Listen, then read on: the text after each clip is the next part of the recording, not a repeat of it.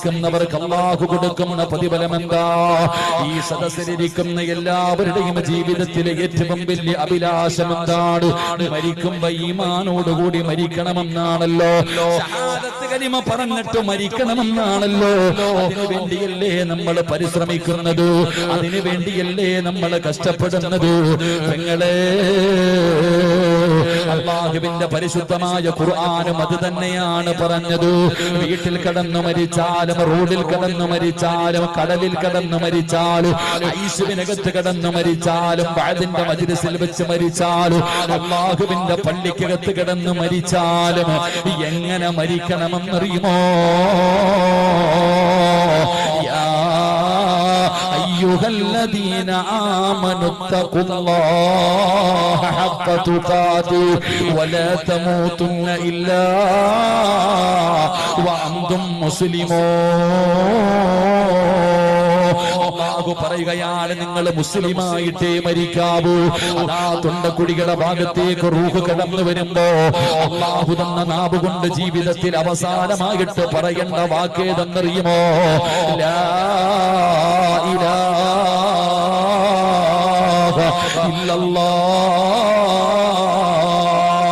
ഇത് പറയാതെ നിങ്ങൾ മരിക്കരുത്. ഇത് പറയാതെ നിങ്ങൾ മരിക്കരുത്. ഇതത്ര എളുപ്പമുള്ള കാര്യമല്ല.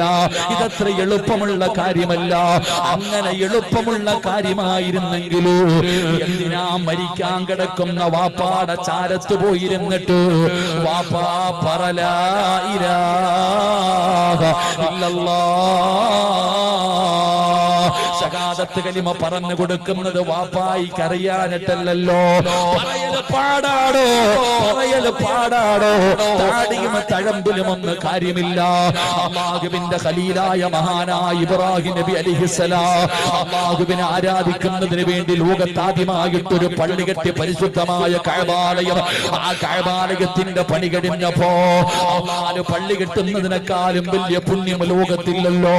ആദ്യമായിട്ടൊരു പള്ളി കെട്ടിയിട്ട് അല്ലാഹുവിനോട് ചോദിച്ചത് സ്വർഗമായിരുന്നല്ല. അല്ലാഹുവേ സ്വർഗം തരണമെന്നല്ല ചോദിച്ചത്. റബ്ബിനോട് പറഞ്ഞത് എന്തെന്നറിയുമോ? ഇത് നീ സ്വീകരിക്കണേ അല്ലാ. പടച്ച റബ്ബേ, പടച്ച റബ്ബേ, ഈ ലോകത്ത് നിന്ന് യാത്ര പറയുമ്പോ മുസ്ലിമാക്കി മരിപ്പിക്കണേ അല്ലാ. അല്ലാഹുവിന്റെ ഖലീലിന് ഉറപ്പില്ലായിരുന്നു. അല്ലാഹുവിന്റെ ഖലീലായ ഇബ്രാഹിം നബിക്ക് ഉറപ്പില്ലായിരുന്നു.